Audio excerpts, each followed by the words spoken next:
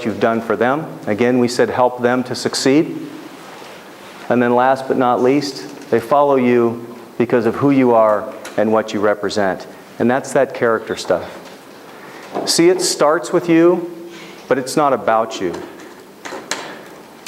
If you're a great leader, people are going to want to associate themselves with you, not because of how great you are, but because how great you will make them. They are of the perception that you will get the most out of them. You will make them better. Okay, building trust. We said trust is important. I got to tell you, if you look at your marriage, if you look at your relationship with your kids, if you look at any relationship that you have, if you don't have trust, you got nothing. Absolutely nothing. And the workplace is no different. 3 things you got to do. You got to be competent. You're a really nice guy, but you don't, when you put your Nomex hood on, you don't know that the hole goes in the front. That's a problem. People are not going to respect you. Okay? You don't know which end of the microphone to talk into when you're on a fire. You got to be competent at what you do. Not only for respect, but for the safety of the people that you supervise. You got to demonstrate character, and you got to connect with people. You got to get to know who they are. You got to get to know who they are on the job. You got to get to know who they are off the job. Here's what I have found about employees. The stuff that you see at work, that's the stuff up on top of the water. And it's funny, we have, you might have it, it's tip. You know, if you go on a bad incident, they'll bring you in, they'll do a diffusing and debriefing. And I'm not saying that stuff doesn't have value. But I got to tell you, folks, the stuff that's going to derail me is under the water. Finances, marriage, children, that's the stuff, health, that's the stuff that's going to get you. And we don't tend to focus on those things. But you as a supervisor, especially the immediate supervisors in the room, when you're paying attention to what's going on in people's lives, you have an opportunity to recognize problems early on. And again, the stuff that's under the water, that's the stuff that's going to get us. We have a tendency to worry about the fire department. We have a tendency to worry about our promotions and our positions. And when I was in the fire department early on, the fire department got everything, and then Mrs. Keithley and my children got what was left over. And I have to tell you, folks, that's backwards. Keep your own home in order first. Take care of your family, take care of your kids, take care of your relationships at home. This fire department was here before you came, and it'll be here long after you leave. And I'm not saying I don't want you to come to work and be the best possible employee that you can be, but keep your own home in order first. Let's talk a little bit about character. Think about somebody that you admire. A brother, a dad, an uncle, a sister, a mother. Think about what it is and why you want to emulate them, why you think so highly of them. I used to think it was because you did something well, because you were really good at something, or you had a lot of money, or maybe you drove a nice car, or wore nice clothing. None of that stuff matters. In fact, some of the people that have been in my organization that I had the utmost respect for, when they left, who they were as a firefighter had nothing to do with my opinion of them. It was who they were as a person. John Thompson's a perfect example. He's the kind of guy that show up on your doorstep on your worst, darkest day, do something significant for you, leave, and want absolutely no credit for it. And I realize that character really is what is the catalyst for us to want to be like somebody else, to admire someone. Character is that thing that we have options. We have decisions to make every day. And character is those decisions, those little decisions you make every day. Again, you can build a great relationship with your people and you can destroy it in a day. If your relationship or your relationship's not what you want them to be, and you know that you haven't been the person that you need to be, I'm not saying that people are going to come running to you with open arms a week from now, but you can start today, and over time they will see that you're being the type of person that you need to be. Do the right thing, even if the choice brings negative consequences to you. I got to tell you, folks, I spent a year as a roving captain, an acting captain, and I went from one station to the next, and I wasn't in any one station for more than 30 days. I can't tell you how many messes I cleaned up that belonged to other people. They just looked the other way. Just don't deal with it. Because it was going to bring difficulty for them. And I got to tell you, the thing that bothered me more than anything is to let something go and come home and realize that I should have dealt with a situation and I didn't. Leaders can't rise above the limitations of their character. Tiger Woods couldn't do it. O.J. couldn't do it. Pete Rose couldn't do it. And the list goes on and on and on. Michael Vick couldn't do it, and neither can you. Whether you're Kenneth Lay, or whether you're Michael Vick, or whoever you might be, at some point your character is going to catch up with you. You might fool some people for a while, but ultimately you can't go beyond your level of character. Your actions have to match your words.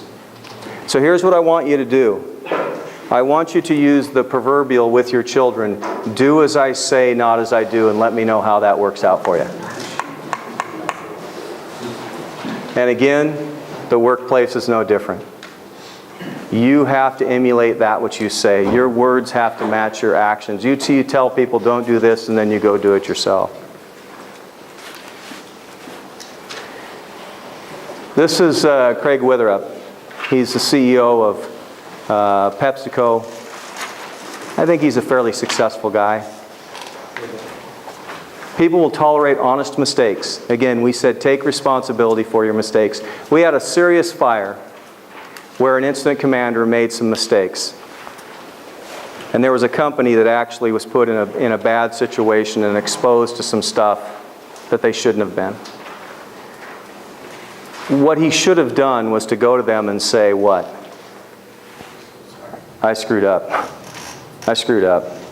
This was, I didn't have all the information. I made a bad decision here, and I apologize. But instead he went and said, you know what? It is what it is.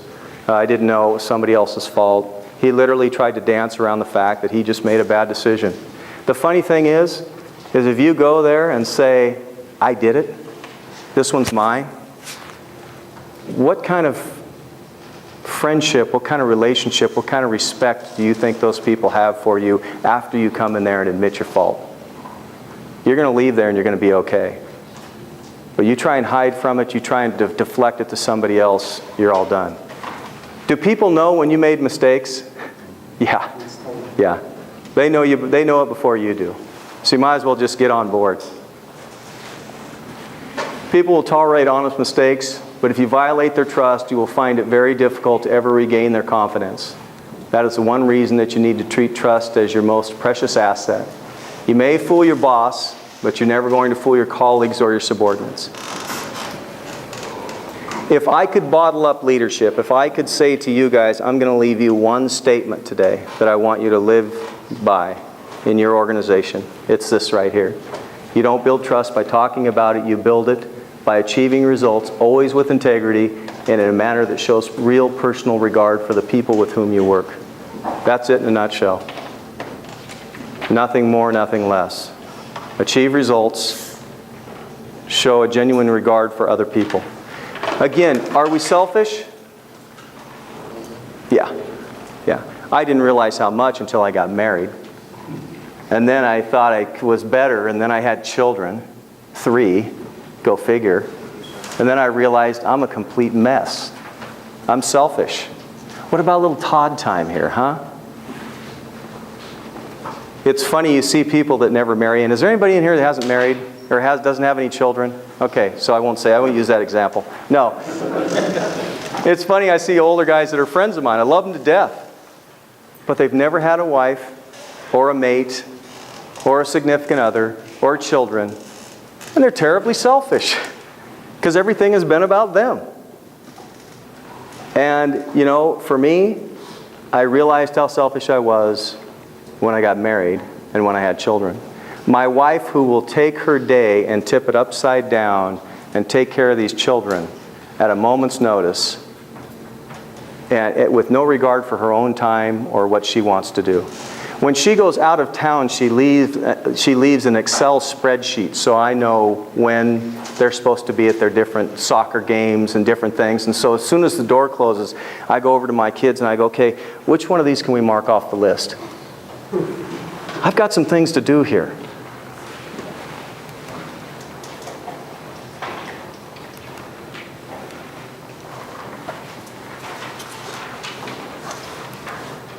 Let's talk about gaining respect. Can you force it? Can't demand it. If you want respect quickly, go through difficult circumstances. You're a brand new company officer. You've been there a week. You're trying to gain people's respect. Go on a rip and fire and make some good decisions. You know what? You'll gain respect quickly. But we don't tend to want those kinds of situations or circumstances. We tend to want to ease into it slowly. But I'm telling you, when you go through difficult circumstances and you make good decisions, people are going to learn to respect you very quickly. You can't demand it. Let people come to their own conclusions. There's nothing you can do to get people to respect you other than let them come to their own conclusions. Are there people that are going to dislike you no matter what? Yes. Yeah. I can tell you right now that with each and every one of you, I can find someone that hates your guts and someone that loves the air that you breathe. And then there's everything in the middle. Function with integrity, make good decisions, do the right thing, and rely on that decision making to let people form their own opinions. Again, if you're doing the right thing and you're making the right decisions and somebody doesn't care for you, do you care? I mean, yeah, we want them to be our friends and we want them to like us, but if they don't and we know we're doing the right thing, that's all you got. When in command, take command. Are you anxious when you pull up on a fire? I've been doing it 24 years. I became a battalion chief. We called it the poopy pants phase. You're a brand new battalion chief and you pull up on something and it's ripping and all of a sudden you're in a completely different situation. You're thinking to yourself, hey, I've been doing this for years. What in the world's going on? Another battalion chief got promoted and he says, Todd, I can't believe it. The bell went off. I about messed my drawers. He said, I had a pair of underwear I'm never going to wear again. He said, what's up with that? We decided it's the poopy pants phase. The fact of the matter is, there is a level of anxiousness that's going to be with each and every one of us on every fire. I think fires are a lot like giving speeches. I don't know that you're going to get up in front of a group of people and give a speech without having some level of anxiety. All you can do is obviously depend on your training, manage your stress. In fact, when the bell goes off, there's something called diffuse physiological arousal. When the bell goes off, true or false, your heart rate goes up, your blood pressure goes up, your respirations get shallow, okay? The more stress I apply to you, the more difficult it is for you to make decisions. In fact, I can apply stress to you to the point that it will affect your hearing. And when you're under stress, you don't have access to the best decision-making parts of your brain. All you can do is manage it as best you can, through training, through preparation. True or false, the best interview you've ever given is the interview that you gave in the car on the way home from the interview. You walked in the door, your respirations went up, your pulse rate went up, your blood pressure went up. It's happening to each and every one of us. Some people are better at managing it than others. But the fact of the matter is, that level of anxiousness is not going to go away. It's a matter of you managing it. It's not indicative just to you. It's not a weakness on your part. Again, I've been doing this for a while. If I have a fire tonight and I'm sending in people into a burning building, am I anxious? You bet I'm anxious. And again, it's about training, relying on your people, making good decisions. Flexibly concrete.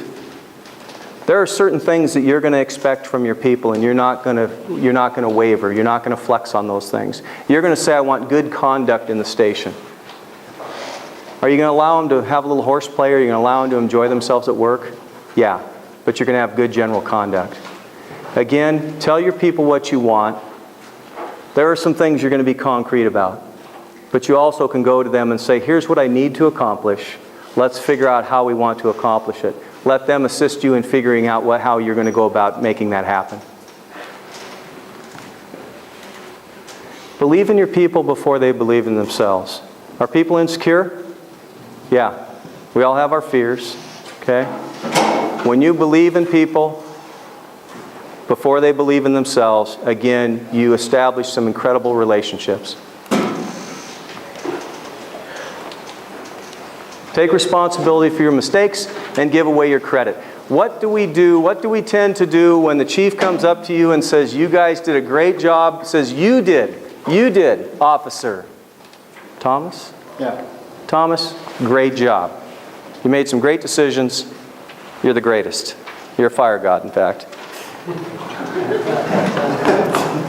What should Thomas do? What do we want to do? We want to take a big hand and pat ourselves on the back, don't we? That's what we all want to do. That's what I want to do. What should Thomas do as the company officer? Say, thanks, Chief. Thank you very much. But without these people behind me, they're the ones that made it happen. I don't even care if you did make all the right decisions. I don't even care if you had the accolades coming. I don't care if you had the affirmation coming. Give it to them. What does that do for your people? What does that do for you? What does that do for their opinion of you? Take responsibility for your mistakes. Give away your accolades. Give away your credit. What does that do to people when they look at Tom and say, he deserved that?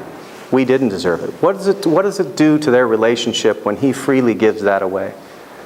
That's how you build some incredible friendships, some incredible relationships. I think the flip side to that is you take the heat and the chief comes after the crew. Yeah.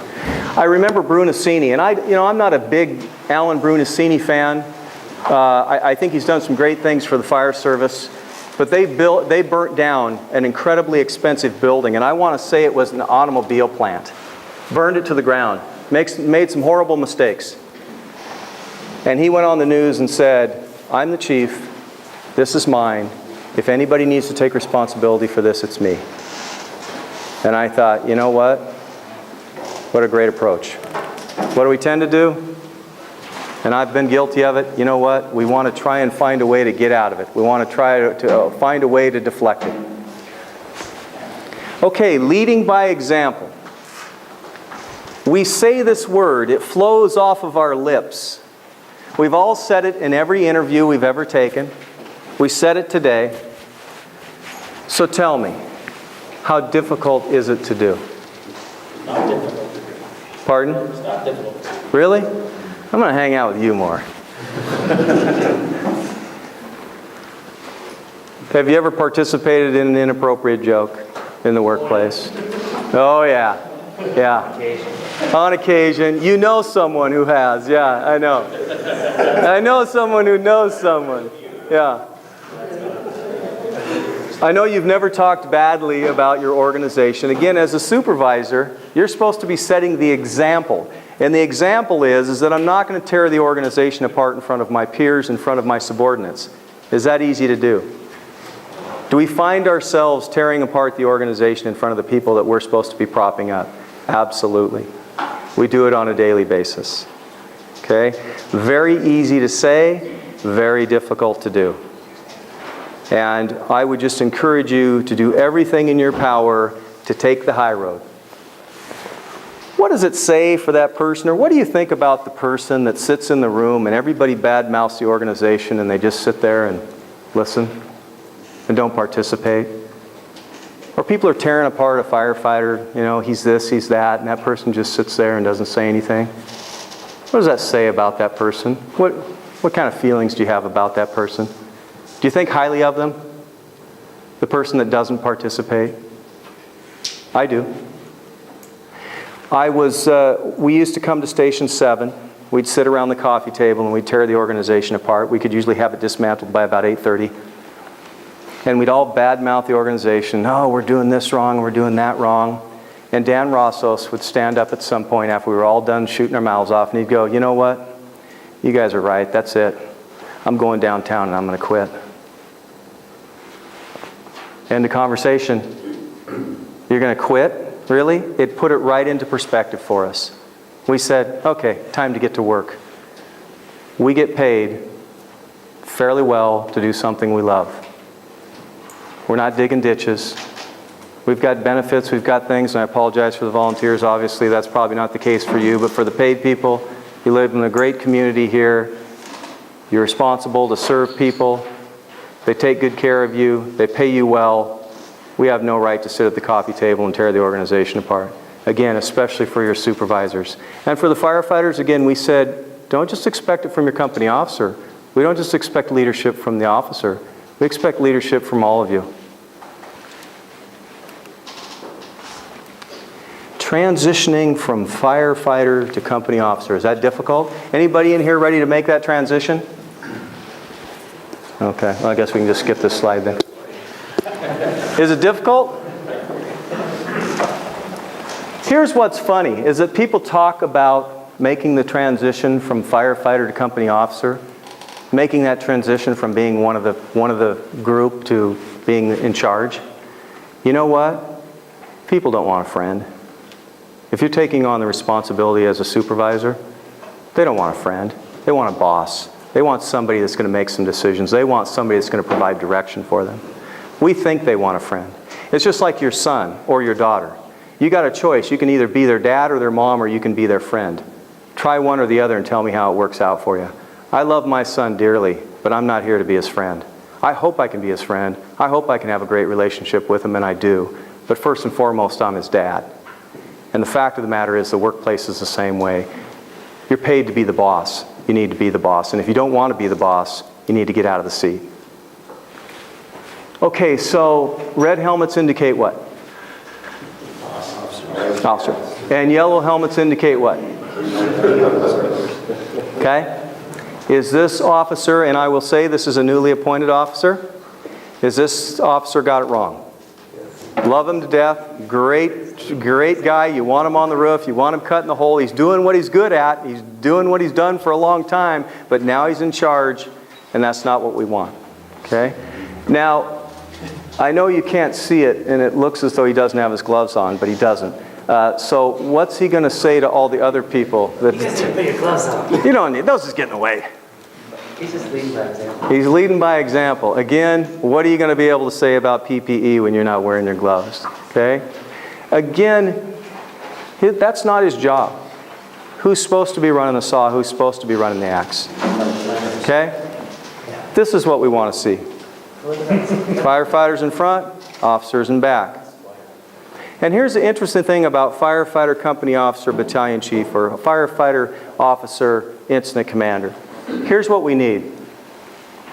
Firefighters should be dealing with what's probable. So you get a call of a caller from downtown calls and says that she can see a fire on a deck in a high-rise building. It looks like it's a barbecue. What is the firefighter thinking?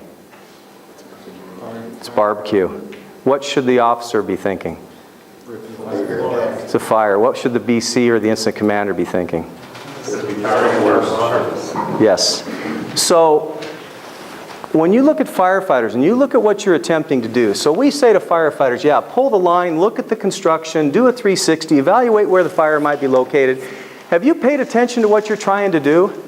You got the line, you're pulling the line, you're trying to get your face piece on, you're trying to get your two fingers out of your one finger in your glove, you got it inside out, your Nomex hood, the hole's in the front or in the back, you're trying to get the hose line around the tire, you're trying to get to the front door, and we say we want you to evaluate all of these things.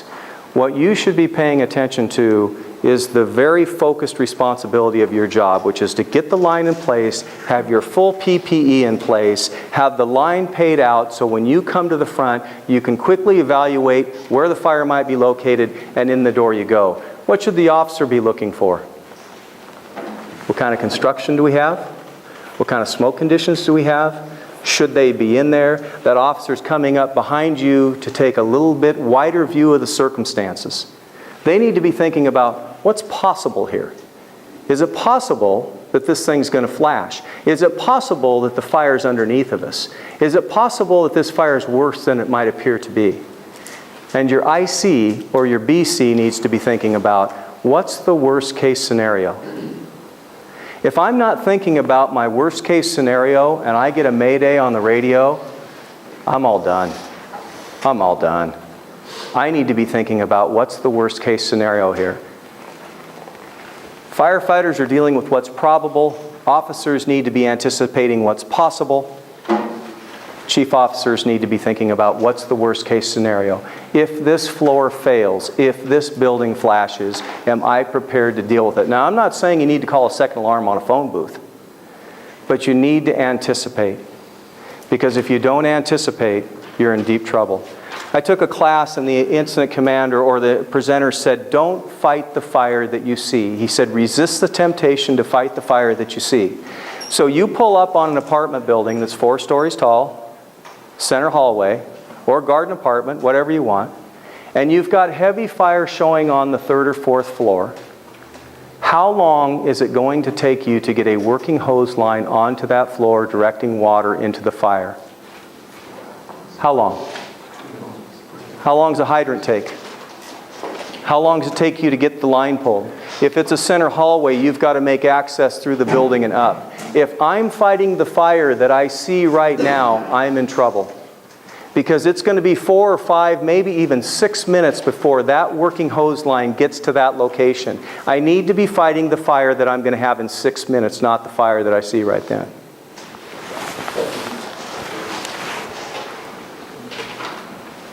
Role of the company officer. So how many company officers in the room? Okay. Let me say this. You are, without question, the most important position in the fire service. And I'm not saying that to be sarcastic or funny. You guys are, you're it. You guys directly supervise your people. As a captain, you're working on one shift, correct? The other 2 that you're generally responsible for, you're not there. You don't get to observe them. You're hoping that they're doing what they're supposed to be doing. We're hoping that they're doing that succession leadership that we talked about. As a BC, I supervised, we had 3 districts, I supervised 10 stations. If the officer wasn't making it happen, it was all for naught because it wasn't happening. The officer is the one that really holds, in my opinion, our people accountable. And I think that without question, probably the most important position in the fire service. The catalyst for training. So I know this doesn't happen here, but it's happened in our organization where firefighters come to work and it's a Saturday and the big game's on in the afternoon and the lieutenant says, we're going out to train. And I would think to myself, I wanted to wash my car, I wanted to nap, I wanted to do any number of other things. So we go to the drill ground and we train. What do we say as we're coming back? That was a good drill. Glad we went out and did that. Exactly. Exactly. That's what we say. It's interesting how we don't want to go, but the officer says we're going, and on the way back we say, we should do more of that. Be the catalyst for training. Be the individual that gets you out the door. Your people will appreciate it. They might not love you initially, but they'll love you on the way back. Be a student of the job. Leaders are learners, and this occupation, you guys, is rapidly changing. When I came in, you had books that you wrote in. Now we have 3 computers. You've got a computer in the fire engine.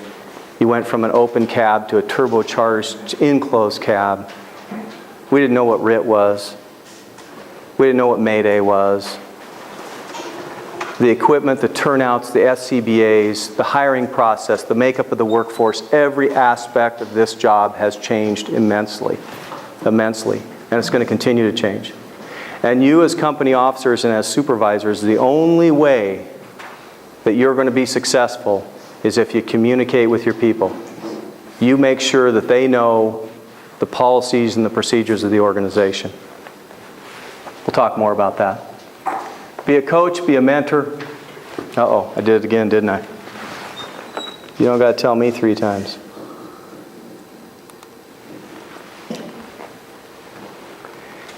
Here's what's interesting about the immediate supervisor.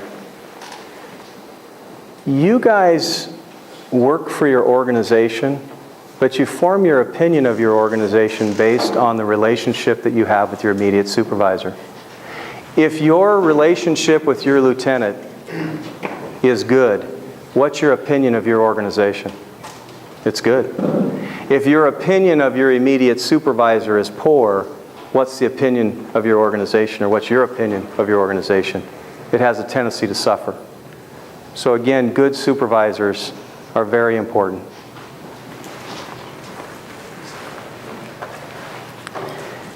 We'll talk a little bit about expectations. It's something that I hope that you're doing, and on a regular basis. We'll talk more about it. But I have to stress to you guys that people knowing what it is you expect from them is vitally important.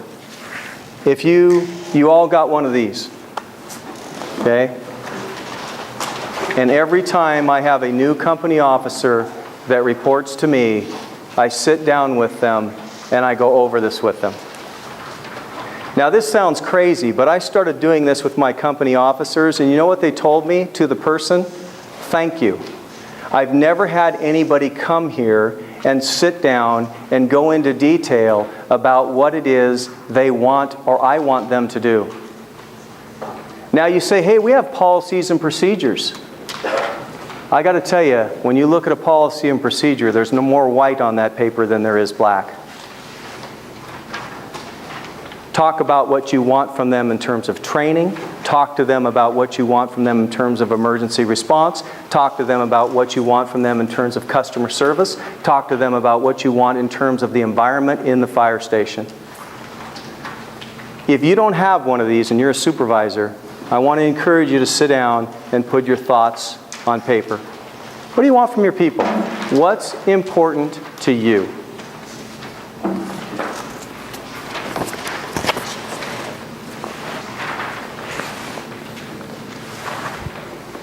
Policies and procedures. Everything we do is a policy or a procedure. If I say you have writ, you're following a policy, correct?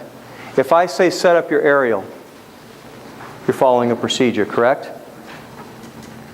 PTO goes in gear, outriggers come out, level the thing, up, certain angle. Everything we do is a policy and procedure. And I can tell you, if your people don't know your policies and procedures, you're not going to be successful on the fire ground. The most powerful leadership in the organization, and when I say that the company officer is the most important, where does the most powerful leadership come from? Middle. 99% of the leadership comes from the middle of the organization. I'm not saying that we don't want a chief that has a vision and has direction for you guys. We want that. But the fact of the matter is, the mass majority of the leadership happens in the middle of the organization. CEOs come and go, correct? Does the company stop? No. Your chief could say tomorrow, you know what? I'm going to go retire. I'm going to go enjoy the rest of my life. Do the fire engines stop going out the doors? Do we stop responding? No.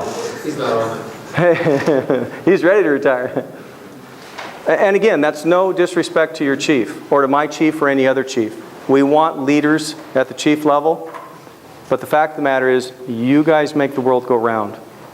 What you're doing at the company level, what the company officers are making sure are happening, that's what's vitally important.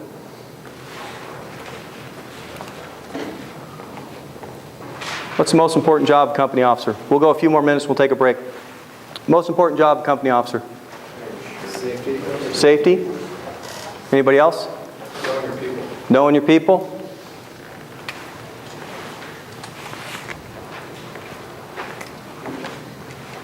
Went backwards here.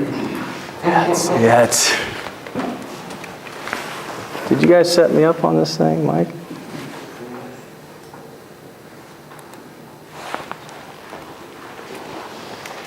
To implement the goals and objectives of the organization on a daily basis, as they've been defined by your administration. Your chief wants Seatbelts. I want you to wear them all the time. If the company officers are not confirming that that's happening, is it happening? No. He says he wants good conduct in the workplace. He wants good general conduct. If the officer's not making it happen, is it happening? No. When I supervised 10 stations, I realized that I could have all the grandiose ideas in the world, but if the company officer isn't making it happen, it's all for naught. So where do we find the goals and objectives? What are the goals and objectives of your organization? What are they? You might need to know them in order to accomplish them, but I'm just spitballing there. Let's see. Firefighter safety, education and training, rapid and professional response, customer service, professionalism, community involvement. That's off your website. Those are your goals and objectives. You guys need to make them happen on a daily basis.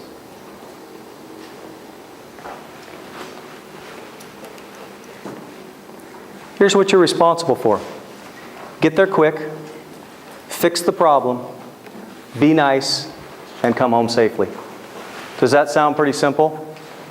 Okay? If you can't get there, why is it? Didn't know the area? Driver couldn't get you there? Apparatus broke down? If you can't fix the problem, didn't have adequate training? Didn't have the equipment that you needed? Be nice? That's just simple customer service. And I got to tell you, the customer service thing for me, and I have to be careful with this because we've all heard about customer service. Now the fire department needs to get better at customer service, correct? We've heard about Les Schwab, we've heard about Cabela's, and we've heard about Nordstrom's. I can put multiple people on your front doorstep in less than 4 to 6 minutes that are prepared to risk their life for yours. I don't think there's a better service out there. We just haven't done a good job of taking credit or promoting what it is we do. We provide a great service. I don't think we need to take advice from anybody in terms of customer service. Obviously, when you're talking about dealing with people, we need to be professional at all times. But again, I don't think that we've done a very good job of giving ourselves credit for the service that we provide. Be nice, come home safely.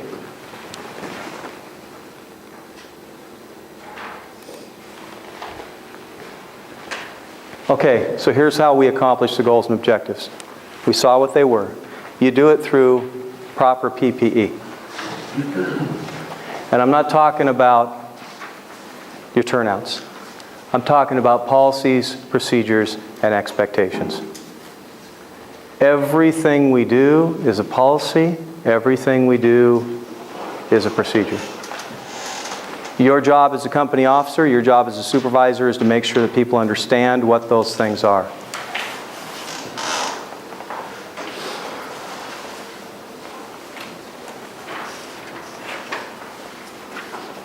Here's how we're going to do it. Does your organization have current policies? Yes or no? Okay? So we're good there. Are they clearly defined?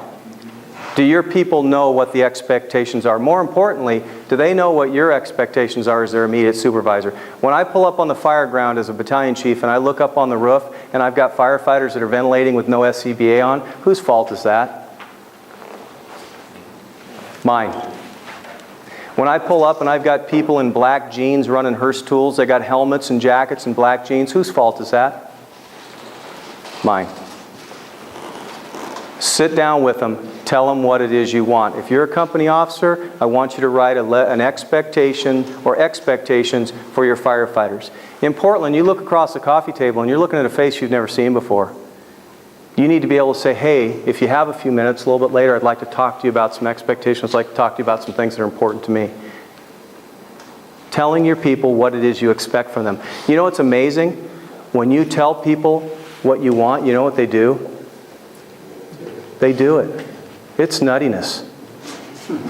I can't figure it out. Mentoring, coaching, counseling, and discipline. Now you look at those two bottom ones and you go, oh, not counseling and discipline. Yes, counseling and discipline. Do we have people that need to be counseled? Yes. Do we have people that need to be disciplined? Yes. Yes, we do. But if we do the upper stuff right, if we do the mentoring, if we define the expectations, if we make sure that they know the policies and procedures, we can avoid the bottom two. But the problem in the fire services is that we don't put enough effort into the expectations. We don't put enough effort into making sure that people know what it is that we want them to do. When somebody does something that you don't necessarily want them to do, or they do something that you don't want them to do you have a tendency to take that personal? Do you have a tendency to think, hey, is this person doing that on purpose? That person should know what I want. No, they shouldn't. Again, when you define expectations early, you get to do it in an environment that's very congenial. You don't have to do the proverbial, can I see you for a minute, which we all dread. We all dread that. Where do the policies and procedures come from? Where do they come from? Experience. Experience? What else? Problems, issues. Okay. Let me tell you, there's one leading cause of all the policies and procedures that we have, by far. There's one cause for all of the changes and improvements that you see. One leading cause. It's called mistakes. Our policies and procedures have blood on them. Where'd RIT come from? Where'd confined space, where the policies and procedures for confined space, where'd those come from? Where'd our hazmat policies and procedures come from? Mistakes, doing it wrong. John Maxwell has a book, it's called Failing Forward. We have a tendency to want to avoid mistakes, but I'm here to tell you, anything worth a damn in life is going to involve mistakes. You can't avoid them. Are some of the most valuable things you've learned from your mistakes? Yes. People say, I'm experienced. That means you've had an opportunity to make more mistakes than other people. I've got mine. I've made mistakes that I've been embarrassed by. I've made mistakes that I'm not proud of. The fact of the matter is, you learn from your mistakes, and the fire service does it as good as anybody. Our policies and procedures. Speaking of mistakes,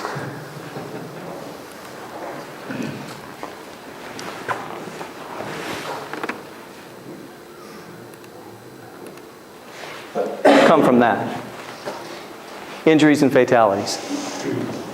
What happens when we have a near miss? And we're getting better. What do we do now? We're starting to get better about recognizing our near misses. But what did we used to do?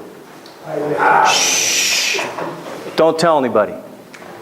We're getting better about saying, hey, I screwed up here. We probably should talk about this, because if I did it, somebody else might do it.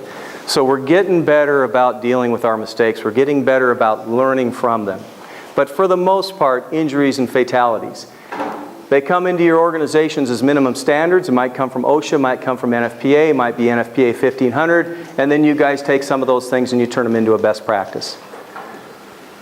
If you're a supervisor, make sure your people know the policies and the procedures. That's your job.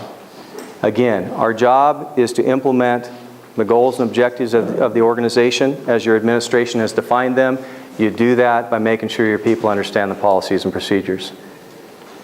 Your chief wants firefighter safety. When I got promoted to BC, the chief called me in and he says, I jealously protect the reputation of the Portland Fire Bureau, and I don't want to kill a firefighter on my watch.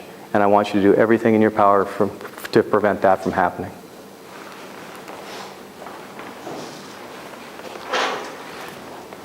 Fundamentals.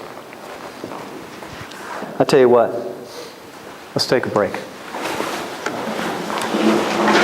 Let's come back here at 8 o'clock.